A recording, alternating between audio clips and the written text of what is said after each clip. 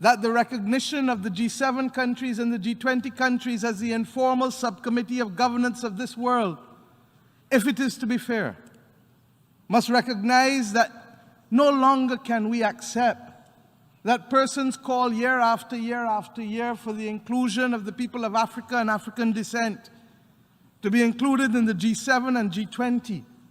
For how can a world have at its core a subcommittee that excludes more than 1.4, 1.5 billion people of the world and expect it to reflect fairness and transparency in its decision-making? We ask that the determination be made by those countries who must understand that if we are to move from possibilities to realities, we must embrace a transparent framework that allows our people who are losing faith in their institutions and in the governance of this world to understand that fairness means something.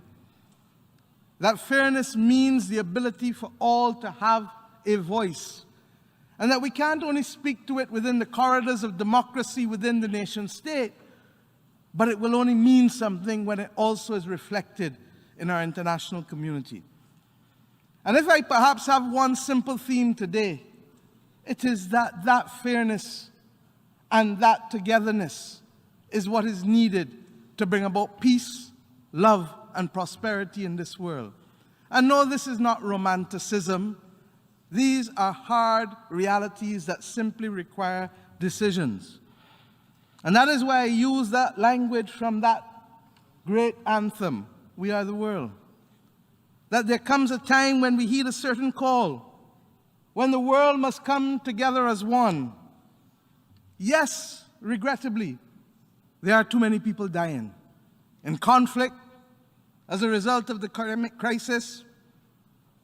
And the hand that we must lend to life comes in the decisions that we must make to reform and to fight for peace, not to fight to sustain war, wherever it is found across this world.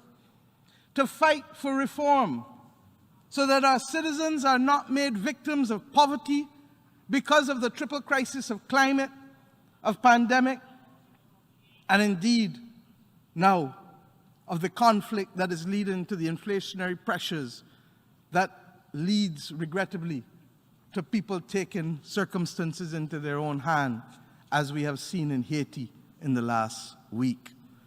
Any attempt to increase fuel prices any part of the world by 150% would have been met with great consternation and anger by populations on fixed income. And when that happens in one of the poorest countries in the world that has been trying for almost 230 years to find stability, and against the backdrop of exploitation that it has faced, we ask ourselves, to what end will the world stand up and be counted for the people of Haiti? Similarly, we ask for the same transparency to occur with respect to the removal of the blockade against the people of Cuba. This is the 30th year that the resolution has called for that removal of that blockade. But it has been there for 60 years. And I say simply to the people of the United States of America, do not be short-sighted in your goals.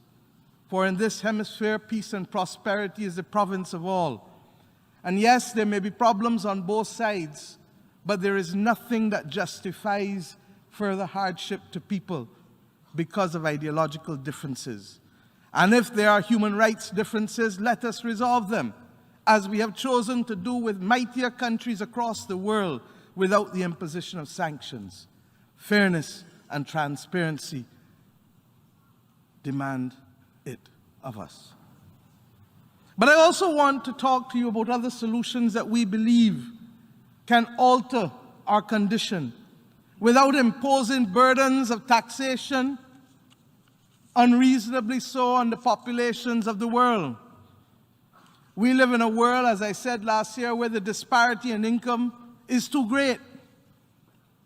And we live in a world where Some are even benefiting from the crises disproportionately and egregiously.